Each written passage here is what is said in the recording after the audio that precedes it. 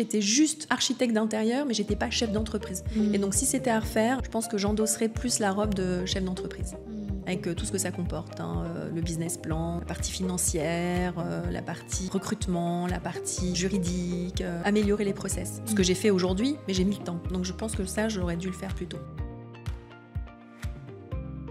Alors merci Julie d'être venue. Du coup, on se fait écho avec nos prénoms. Merci à toi Julie. Mais de rien. Merci d'avoir accepté mon invitation. C'est vraiment un plaisir de te recevoir aujourd'hui dans Secret d'Archi. Ce tout nouveau podcast vraiment dédié au métier de l'architecture d'intérieur et du design, avec pour objectif d'inviter des architectes d'intérieur, des designers, des artisans, des fournisseurs, pour vraiment parler de ce métier, de toutes les parties prenantes, de ce qu'il implique, les avantages, les inconvénients, vos partages d'expérience, pour que les personnes qui nous écoutent puissent s'en inspirer et s'en inspirer. Voilà. Eh ben, écoute, c'est un grand plaisir d'être là avec toi et merci pour l'invitation, merci d'avoir pensé à moi. Avec plaisir, en plus tu viens de Belgique, donc oui. Ouais, tu viens pas d'à côté là. Non, mais ça va encore, ça se fait bien. Tu vois, 1h25, quand il n'y a pas du retard, ouais. c'est ok. Bah, finalement, tu as mis autant de temps que moi qui suis en région parisienne. Comme quoi, des fois. En fait, je suis juste en banlieue, quoi. C'est une banlieue un petit peu plus éloignée, mais je suis quand même pas très loin. Ouais, et puis tu mets autant de temps, quoi. C'est ça qui est incroyable avec la région parisienne, c'est qu'il y en a, ils viennent d'une autre région ou d'un autre pays et ils mettent autant de temps. Exactement. C'est dingue. 1h25 et hop, je suis là. C'est ça, trop bien. Je suis sûre qu'on s'est réveillés à la même heure en plus. C'est probable. En tout cas, merci d'avoir fait le déplacement. Avec plaisir. Pour ceux qui ne te connaissent pas, est-ce que tu peux te présenter, revenir sur ton parcours, pourquoi avoir choisi l'archi d'intérieur ? Donc, je suis Julie Lacour, fondatrice de Julie Lacour Studio. Je suis une Française qui vit à Bruxelles. Et en fait, notre studio est basé à la fois à Paris et à la fois à Bruxelles. Comment j'ai commencé ? Alors, d'abord, j'ai vécu 15 ans au Maroc. Donc, j'ai fait toute mon enfance là-bas. Ensuite, je suis revenue en France. J'ai fait des études de communication et de marketing, parce qu'à l'époque, c'était fort à la mode. J'avais déjà pensé à l'archi d'intérieur, mais mon entourage familial m'avait déconseillé parce que c'était pas considéré comme un vrai métier, entre guillemets. Donc, je me suis lancée dans la communication et dans le marketing. J'ai évolué dans le milieu de l'événementiel, où j'ai créé des événements dans le monde entier pour une compagnie haut de gamme qui était dans l'électronique, pour ne pas la nommer, c'était Sony. Voilà. Ouais. Donc, les ordinateurs, les appareils photo, etc. Donc, on organisait des soirées événementielles, des voyages pour des clients haut de gamme dans le monde entier. Donc, quand je te dis dans le monde entier, c'était la Thaïlande, les Seychelles, Dubaï, Miami, l'Italie, la Corse, la Suisse, enfin vraiment au Maroc, vraiment voilà.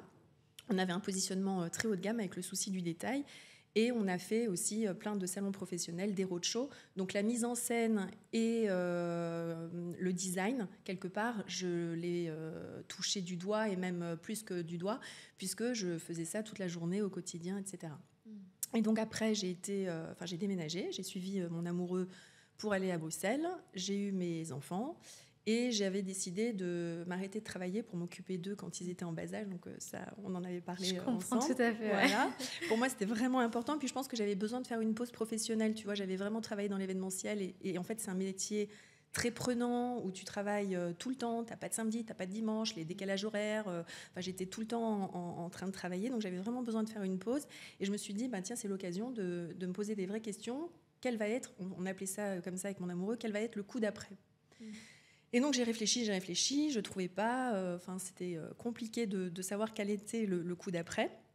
Et puis en fait un jour je pars en vacances chez des amis et je retourne dans leur maison familiale. Et donc j'avais vu cette maison avant et je la vois après travaux où ils avaient fait une extension, donc ils avaient élevé la maison, ils avaient créé un étage.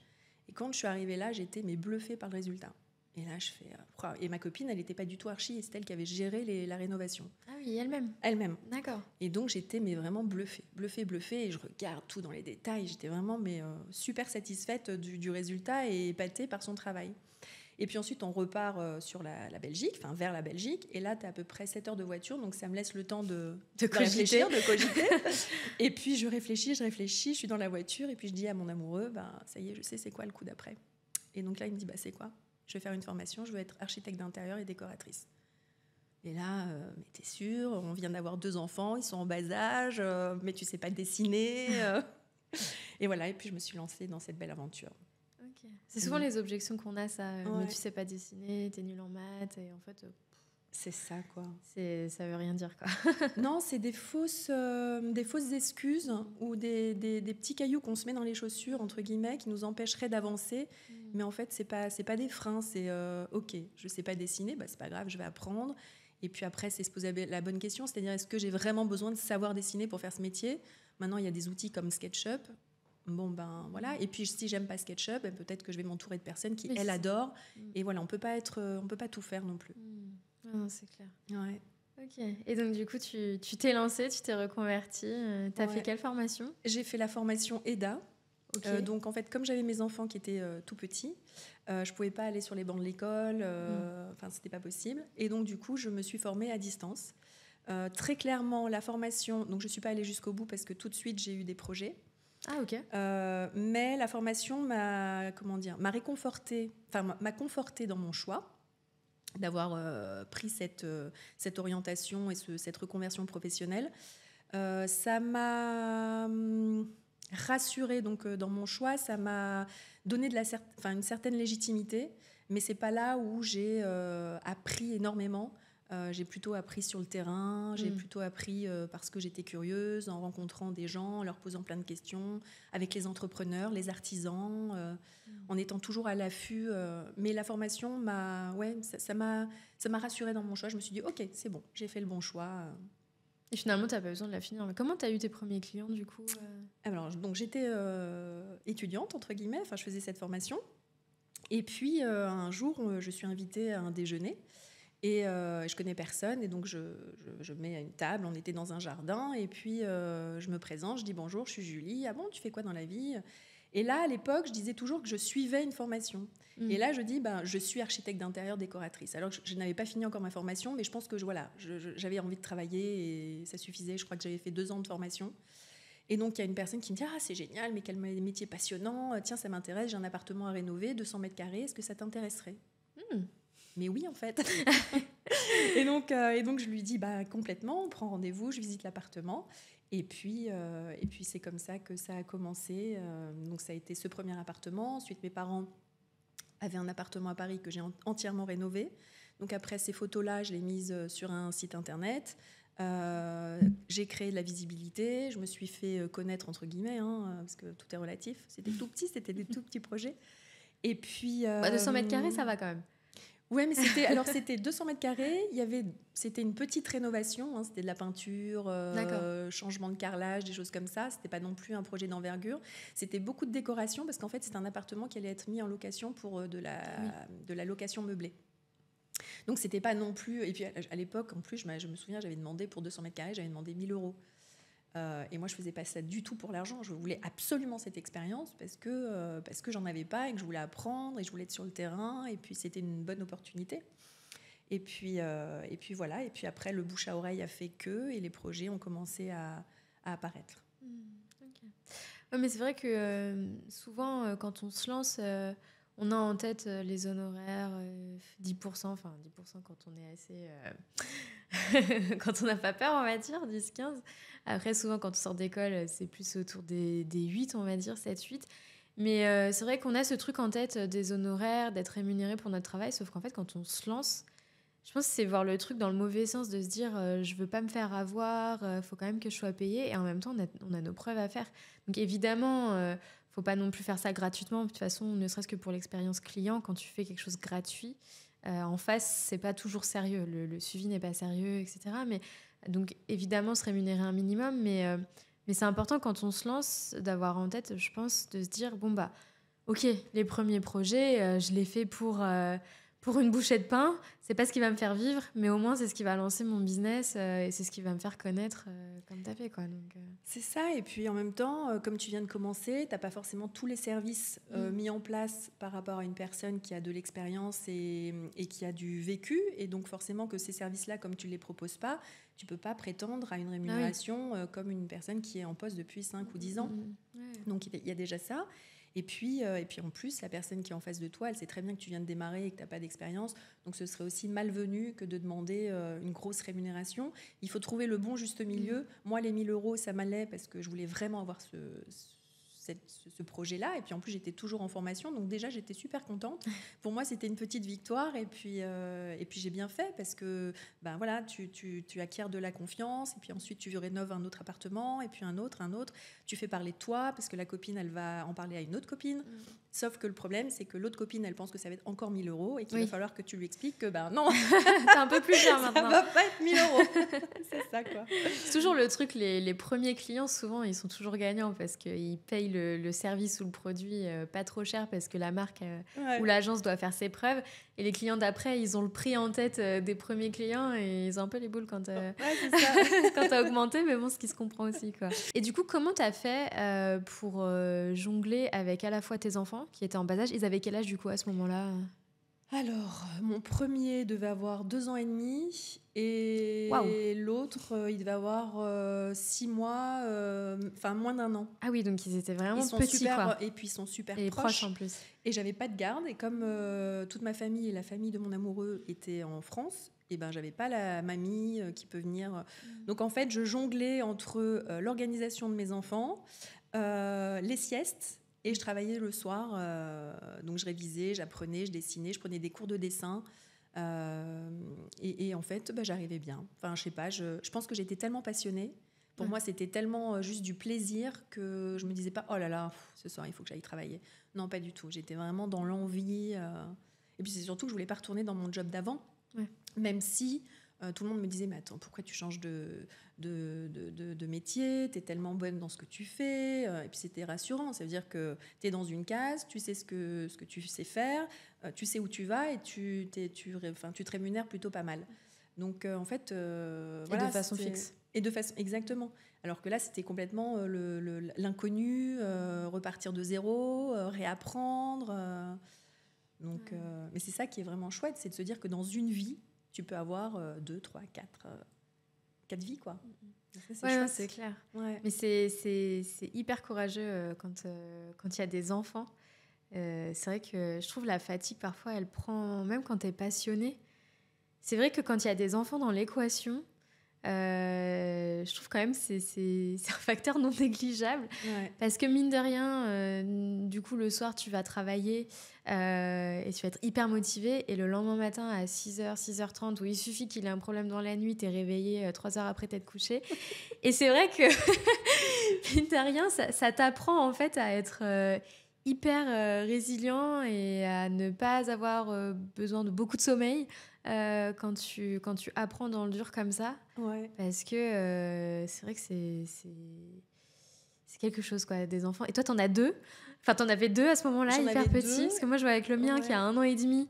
J'ai le même rythme que toi, enfin, les siestes, travailler le soir, etc.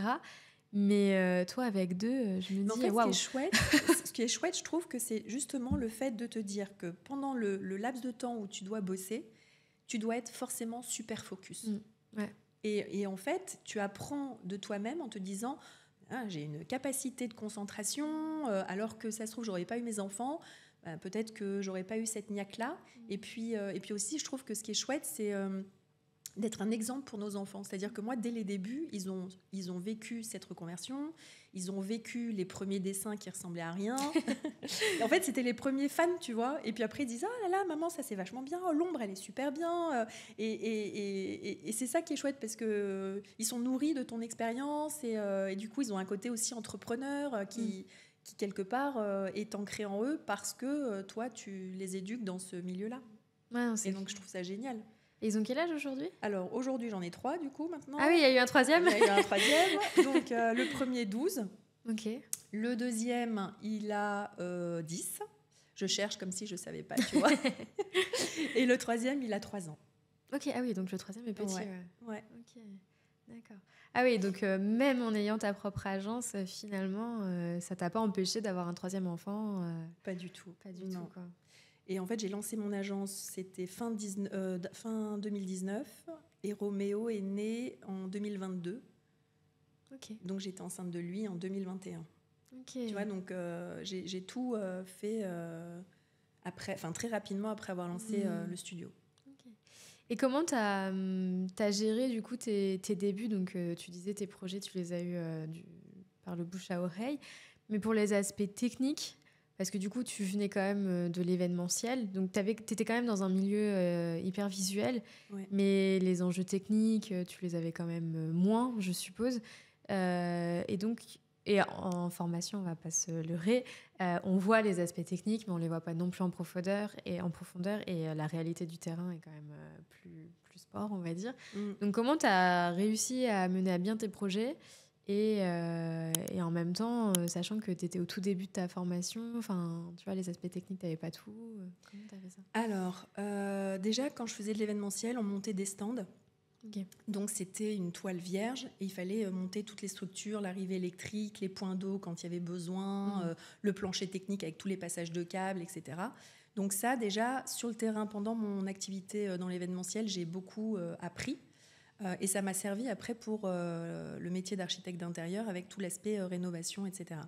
Clairement, on ne va pas se leurrer, ce n'est pas pendant la formation où tu as plein de connaissances techniques alors qu'on devrait en avoir. Donc c'est un petit appel, parce que c'est vraiment primordial. Et en fait, je me suis beaucoup nourrie en posant plein de questions aux entrepreneurs et aux artisans avec qui je travaillais, en leur disant, voilà, moi, je démarre, je ne connais pas tout, je suis là pour apprendre, est-ce que tu peux me nourrir ? Et donc, j'ai posé plein de questions, alors même si elles n'étaient pas forcément super intelligentes au premier abord, en fait, je m'en fichais et je me disais, je m'en fous de ce qu'on pense de moi, je vais me nourrir et je vais poser plein de questions. Et en fait, c'est comme ça que j'ai acquis les connaissances techniques sur le terrain pendant les projets.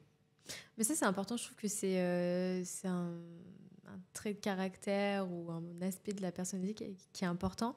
Parce que j'ai reçu aussi Bertie qui disait la même chose que toi, qui disait moi, j'ai aucun souci à dire que je ne sais pas. Et c'est bien de penser comme ça parce que quand on sait qu'on ne sait pas, c'est comme ça qu'on apprend et qu'on va plus vite. Et faut pas avoir d'ego en fait quand on démarre. Ça sert à rien, au contraire. Vaut mieux apprendre aux côtés de ceux qui savent, quoi. C'est ça. Et puis je préfère dire je ne sais pas. J'ai l'impression qu'en tout cas, si j'étais cliente, je préfère quelqu'un qui me dise je sais pas, je vais me renseigner et je reviens vers vous rapidement, plutôt que de me dire un truc qui est complètement faux. Et en fait, tu te mets les pieds dans le tapis et après, pour te sortir de ton truc, tu galères. Donc moi, je préfère être cash et dire je sais pas, ou même aller voir l'entrepreneur et lui dire écoute, voilà, on m'a posé une question, je sais pas, est-ce que tu peux me renseigner ? Est-ce que ça se fait comme ci, comme ci, comme ça ? Et en fait, c'est comme ça qu'on apprend. Et en plus, on retient mieux que si on ne pose pas la question, parce qu'on pense tout savoir et en tout cas, on ne veut pas qu'on pense qu'on ne sait pas. Enfin, tu vois, je ne sais pas si je suis très claire, mais autant dire les choses, quoi. Et justement, étant donné que tu es issue d'un parcours en reconversion, est-ce que tu as eu des clients ou même des confrères qui ne te trouvaient pas légitime parce que tu étais issue de la reconversion et que tu n'avais pas fait une école de 5 ans Alors, les clients, je m'en suis pas rendu compte. Alors, peut-être, mais ils étaient suffisamment fins pour pas me le faire ressentir. Puis, s'ils t'ont engagé, c'est qu'il y avait une raison aussi. Ouais, je pense. Enfin, j'ai pas ressenti ça de la part des clients. J'ai pu ressentir ça de la part d'un entrepreneur avec qui je travaillais, qui me prenait parfois un peu de haut et qui me faisait comprendre que ma question n'était pas forcément appropriée. Et en fait, en creusant, il se rendait compte qu'en fait, elle était appropriée parce que je continuais mon cheminement et mes questionnements. Et donc, il voyait que c'était fondé, que mes questions étaient fondées, mais je ne me gênais pas pour le calmer un petit peu en lui disant ok, alors je ne suis pas peut-être la pro de l'électricité, mais je te pose des questions, c'est parce que je ne sais pas et voilà où je veux en venir. Et en fait, après, du coup, il se radoucissait. Non, j'ai plus eu ça aussi dans les visites de showroom de grandes marques. Où tu arrives et puis tu es par exemple dans un showroom de tissus et c'est parfois un peu froid et puis on te regarde un peu de haut et voilà. Donc j'ai senti ça au début, sauf qu'après quand tu discutes avec la personne parce que tu lui as demandé tel et tel échantillon et que tu lui montres les vues 3D de ce que tu as réalisé, ton projet, là la personne se rend compte que ça tient la route.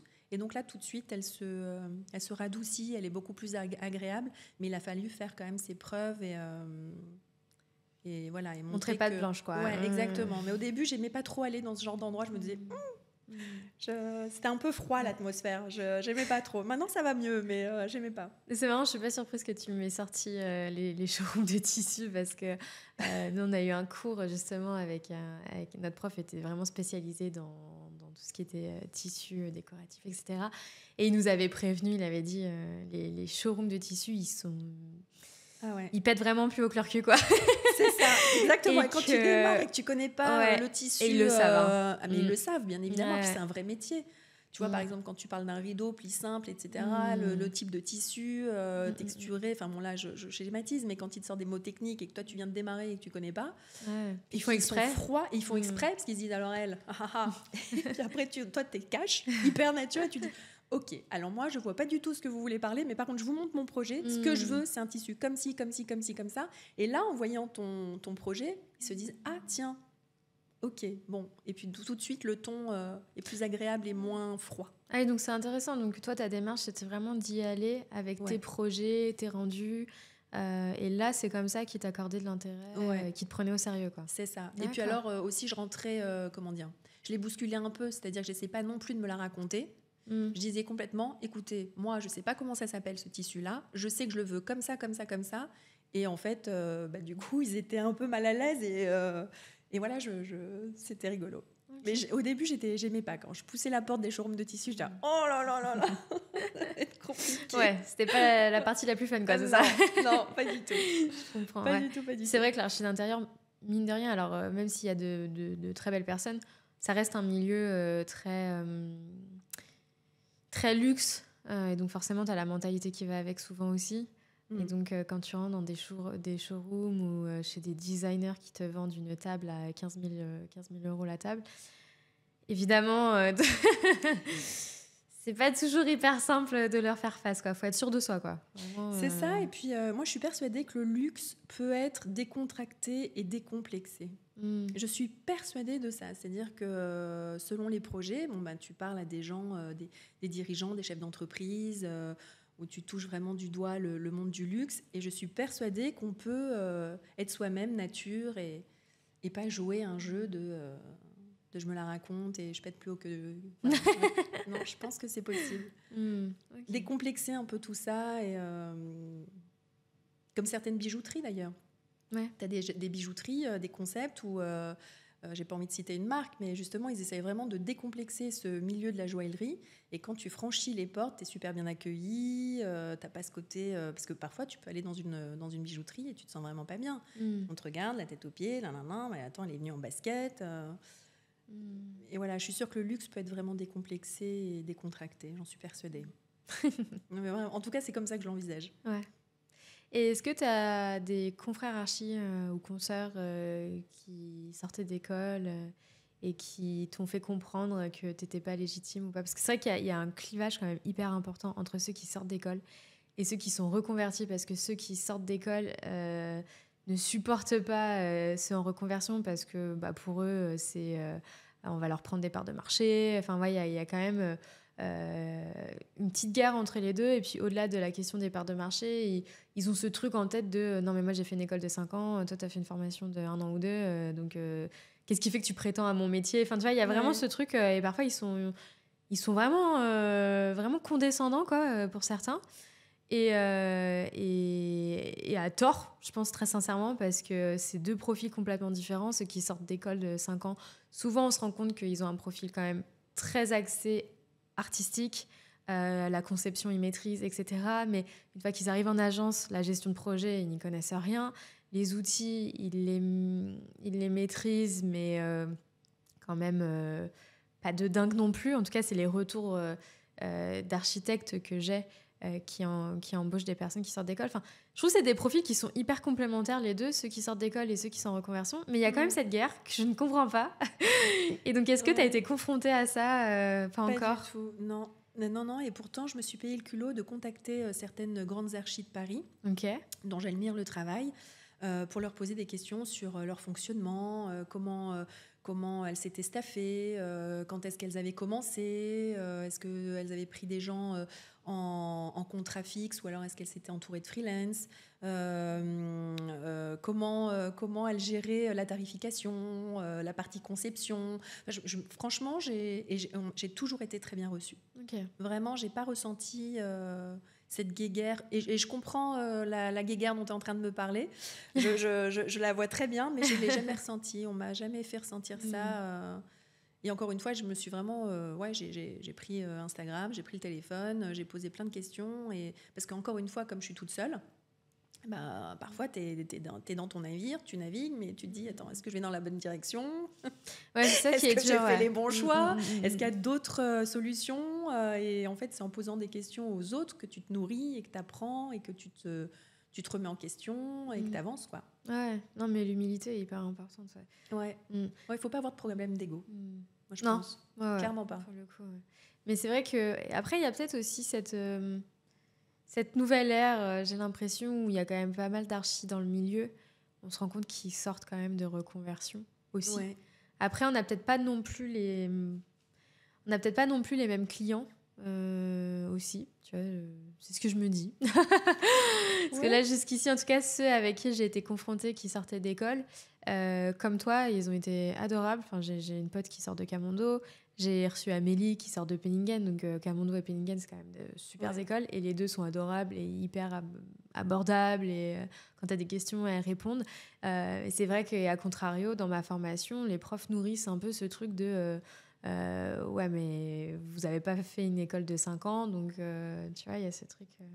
Ouais, alors que je trouve ça ridicule, quoi. Ouais, non, mais oui. Je trouve ça ridicule parce que tu peux avoir fait une école de 5 ans, mais si t'as pas, comment dire, si t'es pas hyper créative et que tu recopies bêtement et t'es en fait dans la technique de ton SketchUp, de ton dessin, etc., mais que tu ne sais pas innover et que t'es toujours dans le même dans le même mood et que tu copies toujours ce que font les autres, bah, peut-être qu'il vaut mieux faire une formation de 6 mois. Au moins, curieux. tu vas plus vite, ouais. Ouais, exactement. et puis pour moi, c'est pas ça, c'est être curieux, c'est savoir mélanger les textures, c'est écouter le client et savoir quels sont ses goûts à lui et essayer de les écouter et en même temps d'insuffler sa patte créative. Mais avant tout, il faut que ça pèse au client. C'est lui qui va vivre dans la maison, dans l'appartement. Il faut être bien organisé, il faut savoir gérer son projet et les artisans qui travaillent autour. Donc voilà, je pense que c'est aussi les expériences passées, typiquement l'événementiel, ça m'a énormément apporté en termes d'organisation, de gestion de projet, de communicante, parce que événementiel qui dit quand tu fais un événement, il faut le faire connaître. Et donc, comment avoir de nouveaux clients quand tu fais archi, c'est de bien communiquer, que ce soit dans les relations presse, sur Instagram, les réseaux sociaux, ton site internet, les interviews, etc., etc. Donc, ouais, je suis pas persuadée qu'il faille faire 5 ans d'études pour être mieux qu'une petite jeune fille qui fait 6 mois de formation à l'école Boulle, par exemple, pour pas la citer. Ouais, non, mais de toute façon, pour le coup, c'est un métier où la personnalité est hyper importante. Enfin, ne serait-ce que la curiosité. Mais oui. Si t'es pas curieux, c'est clair que tu iras moins loin que quelqu'un qui l'est, quoi. C'est ça. C'est ça, et puis c'est appréhender l'espace dans lequel tu vas rénover l'appartement, c'est sublimer les marqueurs du passé, c'est pas de faire table rase de tout ça, c'est mélanger les textures, les couleurs, et quelque part ça fait aussi partie de notre histoire personnelle. Ouais, complètement. Tu vois. Et justement, comment tu as fait pour travailler cet aspect de ton métier, enfin cette compétence-là, on va dire, tout ce qui est artistique est-ce que tu as des livres à recommander, des inspirations particulières Alors, je m'inspire vraiment de tout. C'est-à-dire que, alors, je pense qu'il y a une grosse influence, parce qu'en introduction, je te disais que j'avais vécu au Maroc. Je pense que pour moi, c'est important parce que c'est qui je suis aujourd'hui. Dans mes projets et dans ce que j'aime beaucoup toutes les couleurs un peu terreuses, le terracotta, le beige. J'aime bien les matériaux irréguliers comme le zélige. Tout ça me parle beaucoup. Alors l'idée, c'est pas de faire le cliché en mode bohème, voyageur du monde, c'est pas du tout ça. Mais c'est de prendre ce que j'aime, parce que ça m'a fabriqué quelque part, et de le mettre d'une façon chic et raffinée. Voilà. Par contre, j'ai perdu le fil de la question. Je suis vraiment désolée. Tes inspirations, en gros, étant donné que tu étais issue de leur conversion. Ouais, donc mes inspirations, c'est donc mon enfance passée au Maroc, c'est tous mes voyages, c'est me balader dans une, je sais pas moi, par exemple, me balader, aller dans un café et puis lever la tête et puis voir que le plafond est peint. Ou en tout cas, il est enduit d'une matière comme de la chaux un peu dorée. Je me dis, oh là là, mais quelle super bonne idée. C'est d'être ouverte à tout, c'est de lire les magazines, c'est même la mode. La mode m'influence beaucoup. Enfin voilà, c'est de glaner, d'être toujours en veille, tout le temps. un détail, tu te balades, tu vas, je sais pas moi, le Maroc, les moucharabbiers, tiens, ce serait super pour délimiter un espace. Pourquoi je ferais pas, au lieu de faire un claustra, quelque chose avec des moucharabbiers, mais revisité pour que ce soit chic et raffiné et pour que ça aille bien dans l'intérieur d'aujourd'hui et que ça fasse pas vraiment moucharabbier marocain. Et c'est de détourner comme ça les choses et de s'inspirer de tout ce qui nous entoure. De toute façon, je pense que c'est nécessaire d'avoir l'œil constamment aux aguets, j'ai envie de dire, quand on se lance dans un métier visuel et artistique. Parce que évidemment que l'inspiration est partout. Mais oui. Comme tu dis, toi, c'était voyage. Donc évidemment que les voyages, ça nous inspire. Le musée aussi. Ce week-end, j'étais à Pompidou.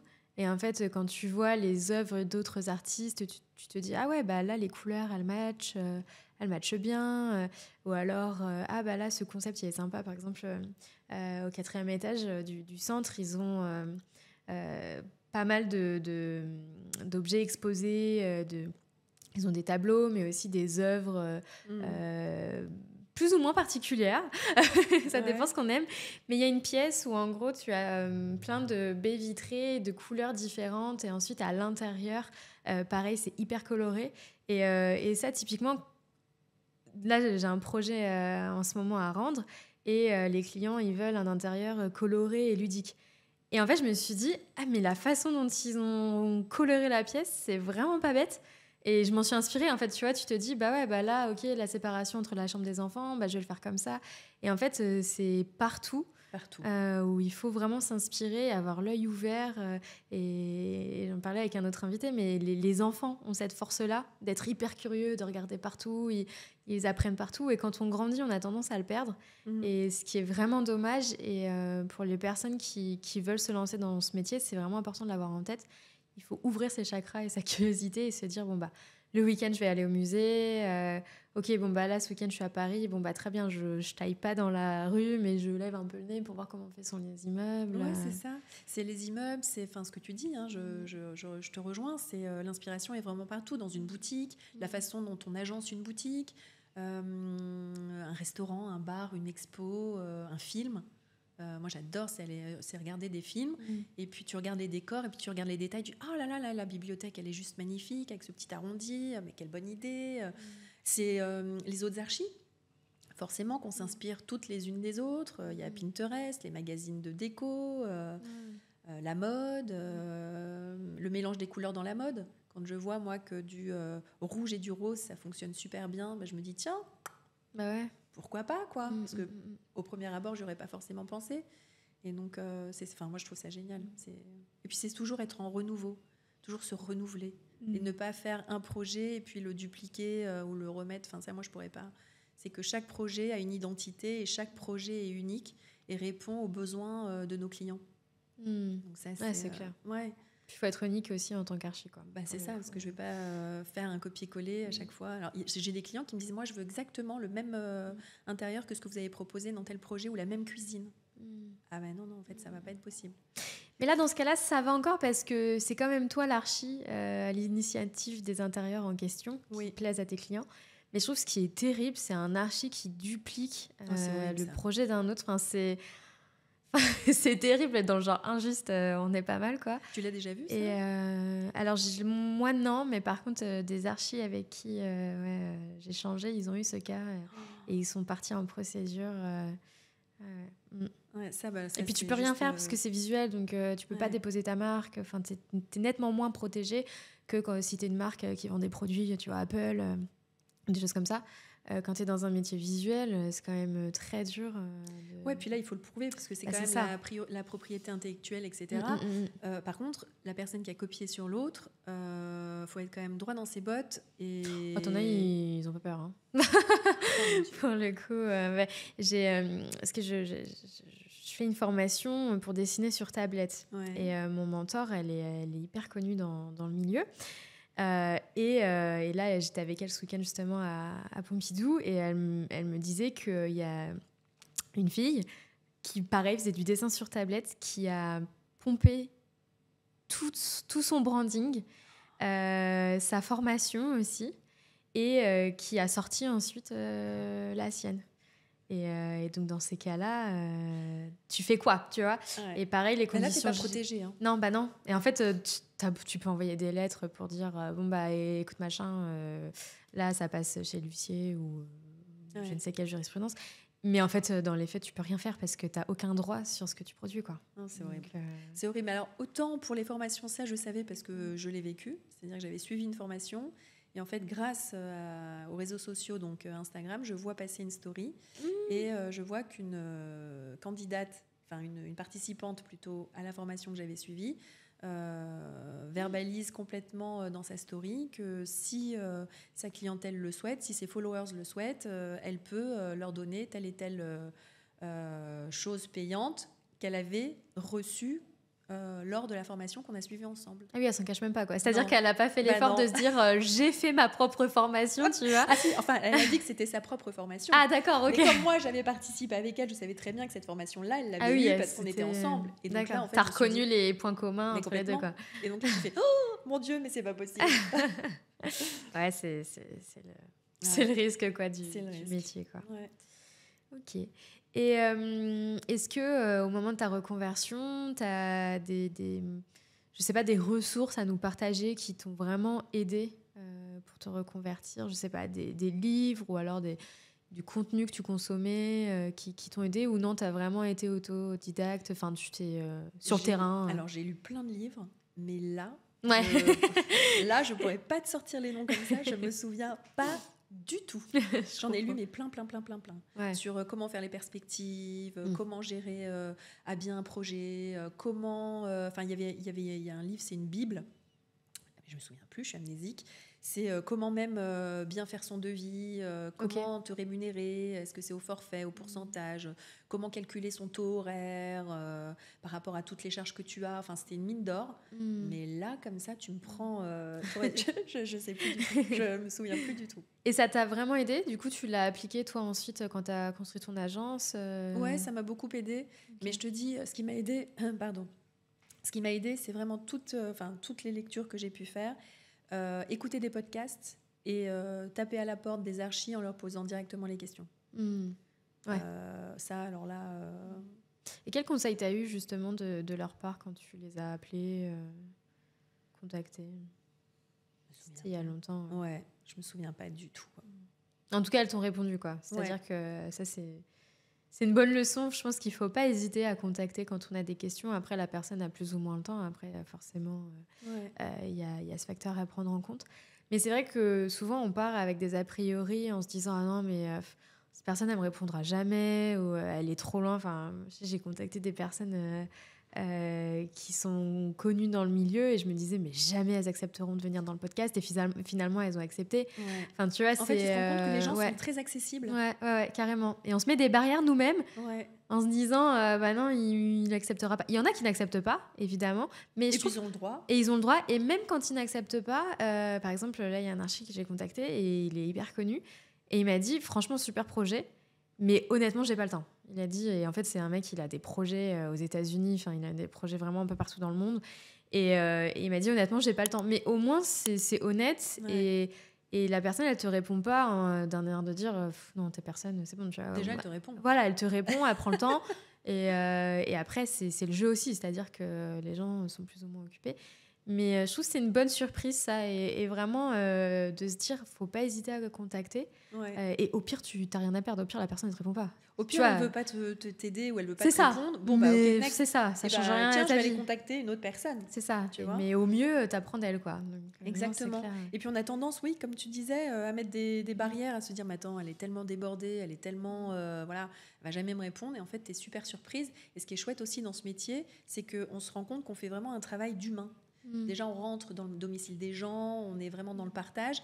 Et je pense que les archis, d'une manière générale, comme elles ont aussi commencé, démarré, peut-être qu'elles se remettent tu vois, dans le passé en se disant « Ah ouais, mais moi, j'aurais bien aimé qu'on m'aide et qu'on me donne un coup de pouce. » Donc, il y a ça qui est vraiment hyper enrichissant. Et puis, on a la chance aussi d'avoir tellement de podcasts qui sont dédiés aussi à notre métier, des groupes, il en existe plein sur Instagram, sur Facebook, etc., etc.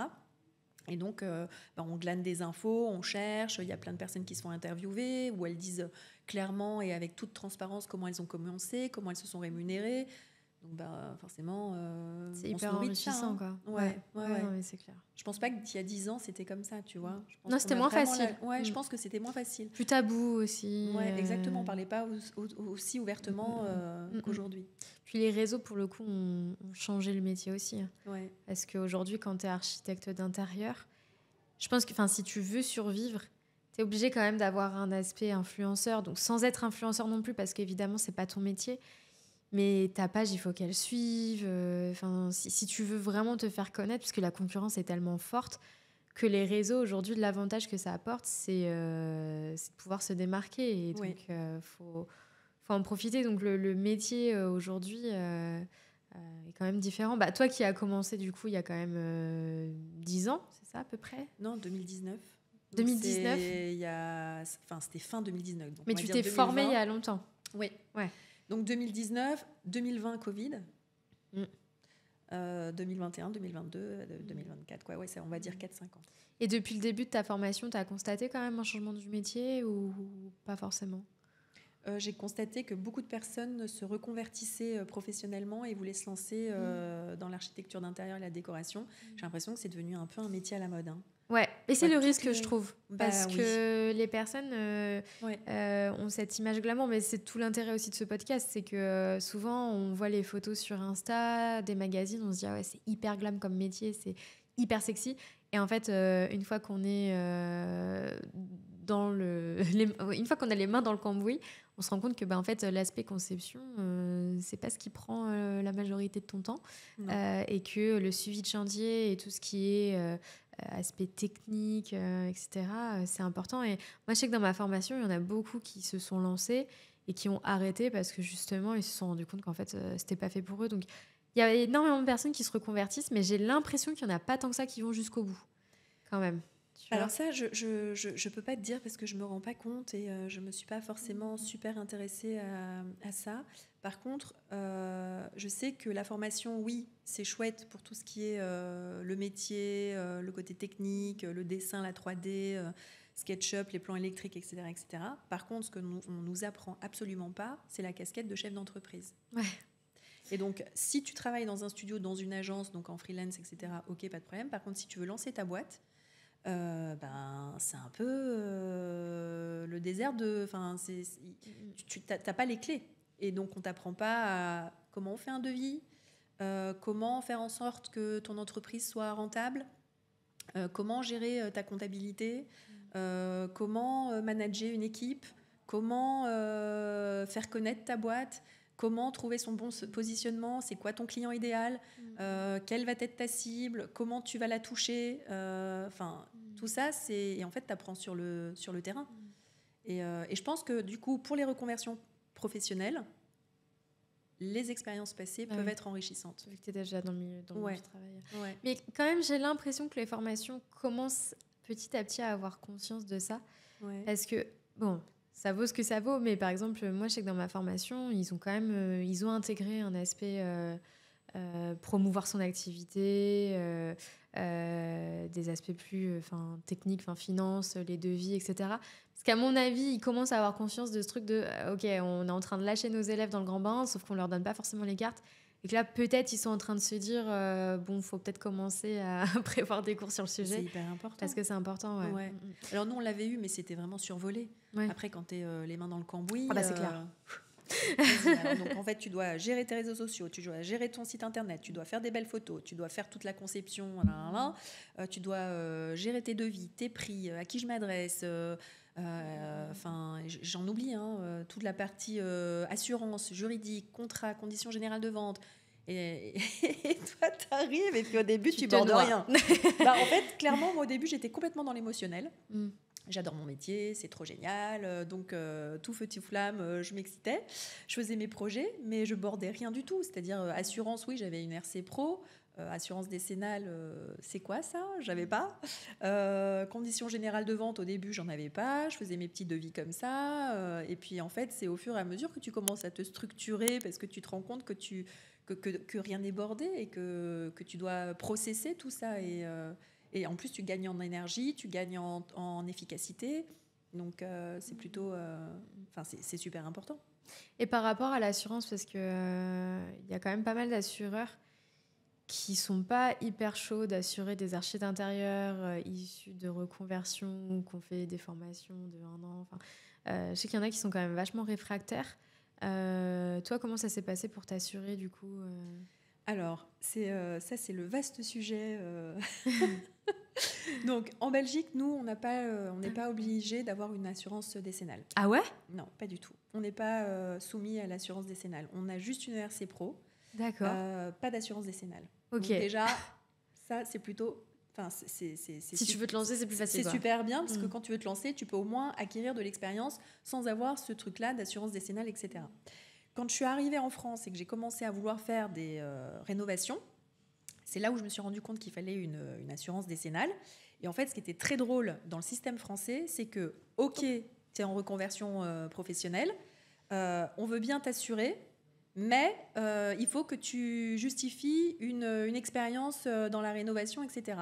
Et c'est ce que je me suis demandé personnellement, c'est-à-dire je me suis dit, mais comment fait un Français qui a toujours fait des rénovations en France si tu n'es pas dans la légalité, tu n'as pas le droit de faire des rénovations puisque tu n'as pas ton assurance décennale, et qu'en même temps, pour être assuré, il faut que tu justifies d'une expérience. Chercher l'erreur. C'est le côté ridicule. Et alors là, ça c'était un non-sens total. Et donc moi, j'ai réussi à avoir mon assurance décennale parce que j'avais mon expérience belge. Mais en fait, ça m'a fait toujours très, très sourire. Je me suis dit, mais c'est pas possible, quoi. Comment tu peux dire, ok, c'est obligatoire, mais par contre, il faut que tu me montres que tu en as déjà fait. Mais comment je peux en avoir déjà fait si, en fait, l'assurance décennale était obligatoire pour que je le fasse? Ça veut dire qu'en fait, je faisais mes expériences illégalement. Ah oui. Et donc, heureusement, moi, j'ai eu mon expérience faite en Belgique. Ouais. Mais c'est... Les différences de législation entre les pays, c'est incroyable parce qu'en France, je trouve que c'est un peu bizarre parce que, et à la fois, ils nous imposent une assurance décennale, et ce que je trouve tant mieux pour le coup, parce que c'est des métiers qu'il faut quand même protéger, parce que quand tu te retrouves à toucher les murs porteurs d'un immeuble ou même d'une maison, je pense que n'importe qui ne peut pas le faire et ne doit pas le faire non plus. Donc l'assurance, je trouve qu'elle a tout son intérêt. Et en même temps, c'est un métier que tu peux exercer quand tu es issu de la reconversion. Mais par exemple, tu vas en Allemagne, eux, tu es obligé d'avoir un bac+5 en école d'archi d'intérieur pour pouvoir exercer le métier. Là, tu vois, en Belgique, tu peux être converti et ne pas avoir besoin d'assurance. Ouais. Tu vas en Espagne, en fonction de la superficie, ils t'imposent un archi d'intérieur. Enfin, tu vois, entre les pays, c'est toutes les contradictions européennes. Ouais. Là, par exemple, tu vois, donc je dois avoir une assurance décennale en France. Mon entreprise est basée en Belgique, lieu de ma résidence. Pour avoir ma décennale en France, je dois ouvrir une succursale française parce que ça ne peut pas être pris en charge par mon entreprise belge, alors que je suis à 1h25 en train. Ah oui. Et que je ne suis pas si loin que ça. Et donc, du coup, j'ai 2 entités, une française et une belge. Ah oui, parce que du coup, tu payes avec l'entité française l'assurance. Oui, exactement. Et du coup, l'assurance décennale, je suppose qu'elle ne couvre que ton entité française, du coup. Bah oui, puisque de toute façon, tu as besoin en Belgique. D'accord, ok. Ah oui. Ouais, non, mais c'est vrai que c'est un peu le côté... C'est absurde. C'est le côté absurde de la décennale. Enfin, moi, Au moins, ayez tous la même règle. Bah, c'est ça, exactement. Et que la règle soit cohérente, quoi. C'est-à-dire c'est que... ça. Okay. C'est assez drôle.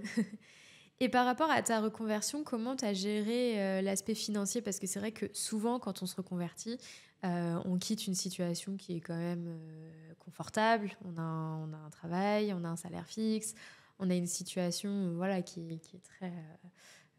qui est bien, quoi. Ouais. Et donc, quand on la quitte, c'est des revenus en moins, qui disparaissent ou qui sont plus faibles.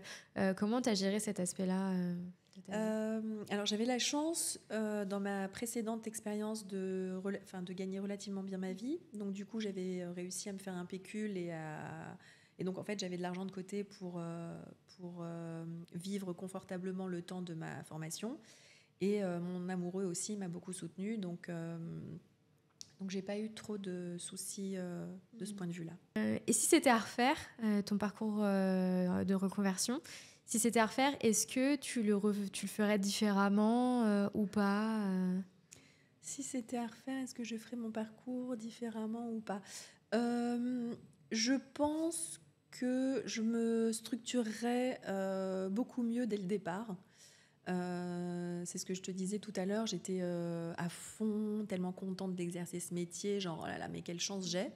Et du coup, j'étais vraiment dans le côté très émotionnel, dans le côté très passionné du métier, à vouloir concevoir des intérieurs, aller partager avec les gens, faire les photos avec la photographe, mon site internet, etc., etc. Mais toute la casquette d'entrepreneur, j'avais pas endossé la robe de l'entrepreneur, si tu veux.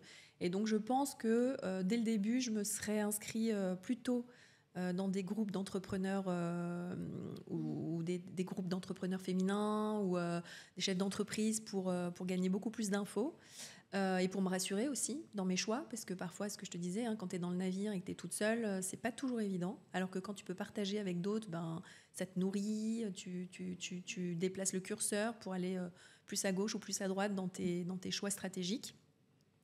D'un point de vue tout ce qui va être comptabilité, chiffres, rentabilité, c'est pas du tout ma came, ça.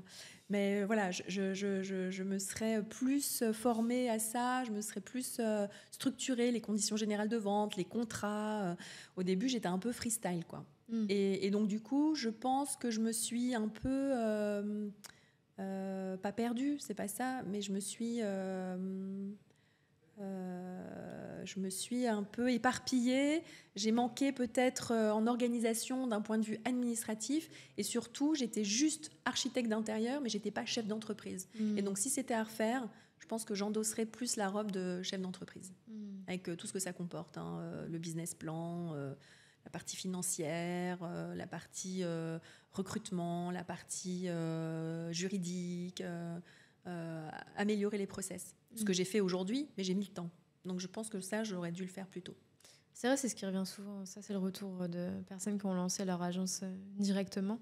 Ouais. L'aspect chef d'entreprise, il est souvent mis de côté et à tort. Parce que si tu veux exercer ton métier, il faut que ta boîte, elle tourne. Et si tu veux que ta boîte, elle tourne... c'est ça. Il faut savoir parler chiffres. Ouais, c'est ça. Ouais. Alors que moi, j'étais complètement dans... Wouh, alors, papier peint, pas papier peint. Ouais. Pas du tout sur combien ça coûte. Pas du tout. Mais j'avais la chance, si tu veux, d'être entourée, d'être accompagnée par mon amoureux qui, lui, il est complètement dans les chiffres. Donc, il gérait, mais je ne mettais pas forcément mon nez dedans. Et ce serait à refaire. Je pense que c'est vraiment la casquette que j'ai oublié de poser dès le départ. Et ce serait à faire, je ferais les choses complètement différemment. Ok. Bah écoute, en tout cas, merci Julie pour ton partage d'expérience, pour tous ces conseils. Juste avant de terminer, est-ce que tu aimerais voir quelqu'un en particulier dans un épisode de Secrets d'Archi ? Qui je verrais bien sur ce fauteuil ce serait chouette que tu invites Audrey Gabriel. C'est un cabinet d'archi que j'aime beaucoup. Je trouve que ces deux architectes sont vraiment péchus, vraiment dynamiques. Et puis j'adore leur réalisation et elles ont un vrai goût pour la menuiserie sur mesure, chose que j'adore. J'aime tous leurs projets. Voilà. Donc, et puis je trouve que c'est des nanas très abordables, très sympathiques. Bah écoute, trop bien parce que j'ai Gabrielle lundi prochain. Donc elle fera l'objet d'un épisode justement. Donc ça tombe à pic. Ça tombe à pic. Hâte de regarder tout ça en tout cas. Merci en tout cas Julie. Si jamais on veut te retrouver sur les réseaux, où est-ce qu'on peut te trouver ? Alors Julie Lacour Studio sur Instagram, mon site internet julielacour.com. Au plaisir de vous rencontrer. Donc merci à tous et puis on se retrouve pour un nouvel épisode de Secrets d'Archi très bientôt.